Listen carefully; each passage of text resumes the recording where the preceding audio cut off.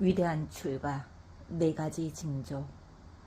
왕자의 나이 28살이 되던 해 음력 2월 보름날이었습니다.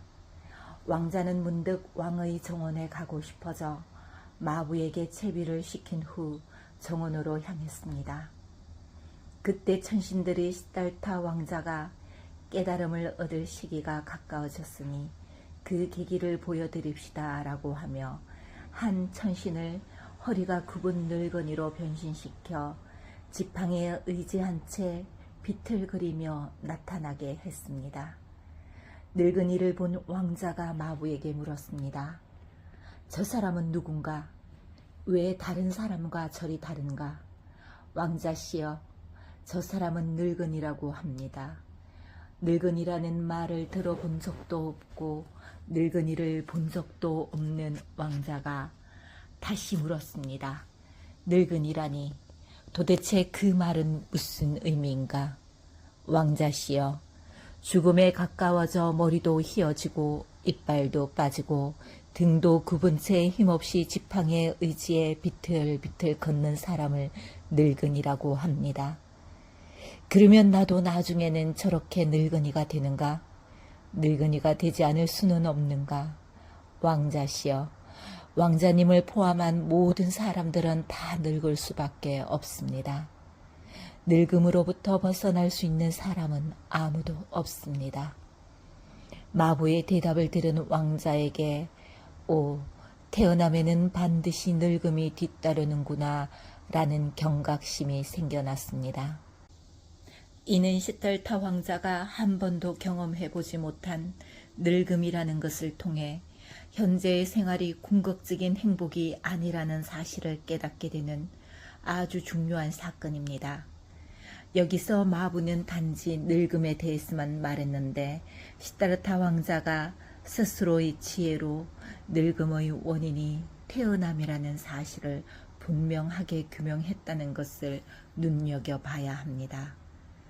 늙은이의 모습을 보고 경각심이 생겨난 왕자는 그날 이후로 우울하게 지냈습니다. 왕은 그 모습을 보고 왕자가 출가하여 정등각자 부처님이 될 것이라던 예언이 떠올라 늙은 사람이나 병든 사람, 죽은 사람이나 출가한 사문의 모습을 보지 못하게 더욱 경비를 강화하고 궁전에 더 많은 무희와 시녀들을 배치했습니다. 4개월 뒤 왕자는 다시 정원으로 나갔습니다. 숫도다나 왕이 경비를 강화했지만 천신이 이번에는 병자의 모습으로 변신하여 나타났습니다. 왕자는 그 모습을 보고 태어난 이에게는 병듦이 반드시 따라오는구나, 나도 그것에서 벗어나지 못하는구나 라는 경각심이 생겨서 돌아옵니다. 그로부터 4개월 뒤 이번에는 죽은 이를 보게 됩니다. 그 역시 천신이 변신하여 보인 것입니다. 왕자는 그 모습을 보고 태어난 이에게는 죽음이 반드시 따라오는구나, 나도 그것에서 벗어나지 못하는구나 라고 경각심이 생겨서 돌아옵니다. 다시 4개월 뒤 이번에도 역시 정원을 향해 가던 왕자는 머리카락과 수염을 깨끗이 깎고 나무 껍질로 염색한 가사를 입은 사문의 모습을 보았습니다. 그도 역시 천신이 변신하여 나타난 것입니다. 그가 누구인지 묻는 왕자의 질문에 마부는 왕자시여, 저분인 사문이라고 합니다 라고 대답했습니다. 아직 부처님께서 출현하시지 않은 때라 마부는 사문이나 사문의 공덕을 알지 못했지만 천신의 신통력으로 그렇게 대답한 것입니다. 그리고 이어서 머리카락과 수염을 깨끗이 깎고 나무 껍질로 염색한 가사를 입고 십선행을 행하며 중생들에 대한 성냄 없이 그들의 행복을 위해 사는 사문의 공덕에 대해 설명했습니다. 왕자가 직접 사문에게 나아가 다시 묻자 사문은 마부가 말한 것과 같은 내용으로 대답했습니다. 왕자는 사문과 만남으로 인해 출가하고자 하는 마음이 생겨났습니다. 그래서 그날은 성으로 돌아가지 않고 그대로 정원으로 나아갔습니다. 출가를 결심하다. 정원에서 하루 종일 지낸 왕자는 해가 즈을 즈음 목욕을 하고 옆에 있던 반석 위에 앉았습니다. 제석천왕은 출가하려는 왕자의 뜻을 알고 위삭감마 천신에게 천상의 장음구로 왕자를 장식하게 했습니다. 그 화려한 모습에 악사들은 악기를 연주하였고 시인들은 찬탄의 시를 읊었으며 바라문들은 기뻐하는 감탄사로 찬양하였습니다. 화려하게 장식을 한 왕자가 왕궁으로 돌아가려고 마차에 올랐을 때 야소다라가 아들을 낳았습니다. 왕은 전령을 보내 왕자에게 즉시 그 사실을 알렸고 소식을 들은 왕자는 라후가 생겼구나, 큰 속박이 생겨났구나 라고 탄식했습니다. 그 말을 들은 전령은 바로 왕궁으로 달려갔습니다. 자초지정을 들은 숫도다나 왕은 손자의 이름을 라훌라라고 지었습니다. 왕자가 화려하게 장식된 마차에 올라 성으로 돌아오고 있을 때 끼사곶담이라는 공주가 그 모습을 보고 다음과 같은 감흥을 읊었습니다. 저분의 어머니는 얼마나 편안하실까? 저분의 아버지는 얼마나 편안하실까? 저분의 아내는 얼마나 편안하실까? 이 같은 분이 남편이기에. 왕자는 이 감흥어에 큰 영감을 얻었습니다. 나의 모습을 보고 나의 아버지, 어머니, 아내의 마음이 편안해진다고 저 여인은 말하고 있다. 하지만 마음이 진정으로 편안하고 고요하려면 어떻게 해야 할까? 이미 번뇌로부터 멀리 떠난 왕자는 다음과 같이 생각했습니다. 탐욕과 성냄, 어리석음, 자만과 사견 등 번뇌의 불이 꺼져야 진정으로 편안하고 고요하다고 말할 수 있을 것이다. 저 여인은 나에게 좋은 것을 들려주었다. 이제 나는 모든 번뇌의 불을 꺼져버린 열반을 구해야 한다. 그 열반을 구하기 위해 제가자의 삶에서 떠나 출가하리라.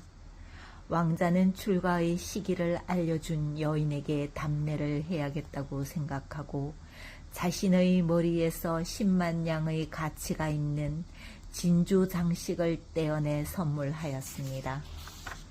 자신의 궁으로 돌아온 왕자는 침상에 누웠습니다. 그러자 곧 갖가지 화려한 장식으로 단장한 무희들이 와서 춤을 추고 노래를 불렀습니다. 하지만 이미 번뇌로부터 마음이 멀리 떠난 왕자는 그것을 보고 어떤 즐거움도 느끼지 못하고 그대로 잠이 들어버렸습니다.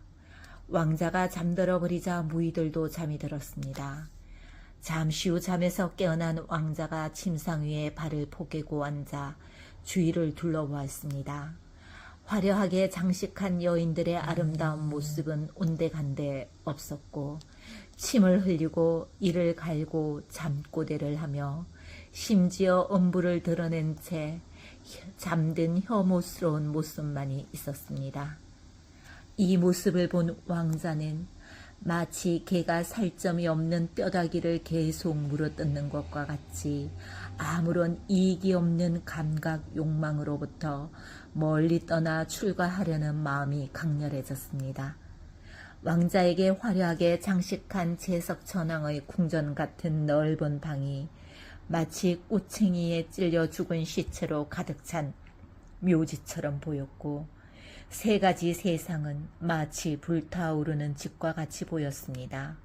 왕자는 오 비참하도다, 오 끔찍하도다 라고 계속 되뇌었고 출가하고자 하는 마음은 더욱더 강렬해졌습니다. 위대한 출가. 왕자는 오늘이야말로 내가 출가할 날이다 라고 결심하고 마부 찬나에게 말을 준비하라고 했습니다. 그러고는 야소다라의 침실로 갔습니다. 불현듯 아들을 한번 보고 싶다는 생각이 들었기 때문입니다. 왕자는 아들을 안아보려고 하다가 만약 야소다라의 손을 치우고 아들을 안아본다면 야소다라는 잠에서 깰 것이다. 그러면 출가가 힘들어질 수도 있다라고 생각하고 그대로 궁에서 나와 곧장 말이 있는 곳으로 갔습니다. 왕자는 말에게 깐다 까여 오늘 밤 나를 태우고 가라. 너의 도움으로 출가하여 나는 붓다가 되어 천신을 포함한 세상 중생들을 윤회에서 벗어나게 할 것이다 라고 하고 말 위에 올랐습니다. 그러고는 한 걸음에 달려 성문에 도착했습니다. 성문은 한쪽 문만 여는데 무려 1000명의 힘이 필요할 정도로 매우 무겁고 견고한 문이었습니다. 수토다나 왕이 왕자의 출가를 막으려고 준비해둔 것입니다. 하지만 성문을 지키던 천신이 문을 열어주었습니다. 성문이 열리고 왕자가 나가려는 순간 마라가 나타나 방해를 했습니다. 존자시여, 출가하지 마시오. 그대는 7일 후면 윤보가 나타나 전륜 성왕이 될 것이오. 그대는 누구인가? 왓사왓디라고 하오. 마라여, 나도 그 사실을 알고 있다. 하지만 왕의 지위 따위는 나에게 아무런 의미가 없다. 나는 1만 우주를 울리는 붓다가 될 것이다.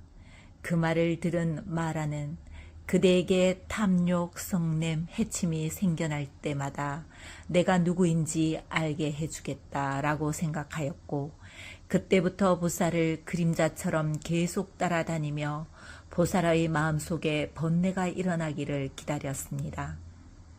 보살이 전륜성왕의 부귀영화를 뱉어버린 가래침처럼 돌아보지도 않고 위대한 출가를 한 이날은 보살의 29살이 되던 BC 595년 음력 6월의 보름날이었습니다. 아노마 강에서 보살은 말을 타고 성을 나와 하룻밤 동안 사키야국, 꼴리야국, 말라국의 세 나라를 지나 30요자나 거리에 있는 강에 도착했습니다. 찬나로부터 그 강의 이름이 아노마라는 사실을 알게 된 보살은 그 단어의 뜻이 훌륭한 수성한이라는 것을 생각하고 나의 출가 또한 수성하리라 라고 말하였습니다. 강을 건넌 보살은 찬나에게 그대는 나의 장신구를 가지고 깐다까와 함께 돌아가라. 나는 출가하리라 고 말했습니다. 찬나가 자기도 함께 출가하겠다고 했지만 보살은 3번 계속해서 거절하고 장신구와 말을 넘겨주었습니다. 보살은 지금 내 머리카락은 사문에게 어울리지 않는구나 라고 생각하고 왼손으로 자신의 관무와 함께 머리카락을 쥐고 오른손으로 칼을 쥐고 잘랐습니다. 그러자 보살의 머리카락은 손가락 2개 정도의 길이가 되어 오른쪽으로 감겼습니다. 보살의 머리카락은 평생 그 정도의 길이만 유지했으며 수염 또한 보기에 적당한 상태를 유지했기 때문에 그 이후로 다시 머리나 수염을 깎을 필요가 없었습니다. 보살은 관모와 함께 머리카락을 들고 만약 내가 부처가 된다면 내가 던진 이것이 허공에 머물 것이고 그렇지 않다면 땅에 떨어질 것이다 라고 생각하고 공중으로 던졌습니다. 그러자 관모의 머리카락이 허공으로 1요자나까지 올라가서 마치 매달아 놓은 꽃다발처럼 머물렀습니다. 그 모습을 본 제석천왕이 1요자나 크기의 보석 상자에 그것을 담아 33천의 정발 보관탑을 세워 안치했습니다. 훌륭한 향기로 치장된 머리카락을 자르고서 으뜸이신 분은 그것을 공중에 던지셨다네. 1000개의 눈을 가진 와사와 제석천왕 황금 상자에 그것을 담아 머리 위로 받았네. 아직 부처님이 되시기 전임에도 불구하고 보살의 머리카락과 관모를 33천에 모시는 모습을 통해 오랜 세월 바람이를 성취한 보살이 갖춘 득행만으로도 천신의 존경을 받을 만하다는 것을 알 수 있습니다.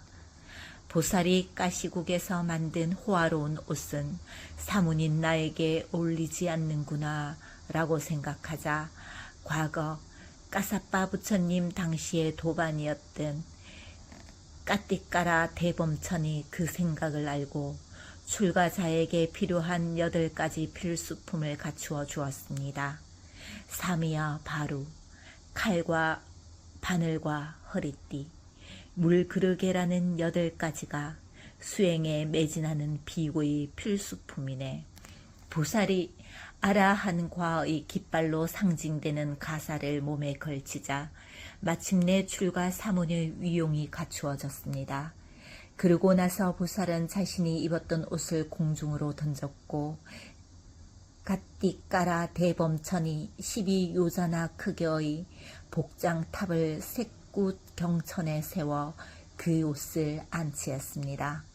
보살이 마부 찬나에게 너는 왕궁으로 돌아가서 내가 잘 지낸다고 전하라 고 말하고 떠나가자 찬나는 보살에게 예경을 올리고 깐다까와 함께 돌아섰습니다.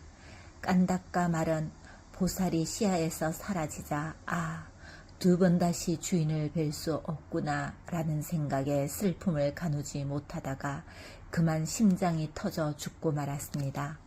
처음에는 찬나에게 보살과의 이별이라고 하는 하나의 슬픔만이 있었습니다.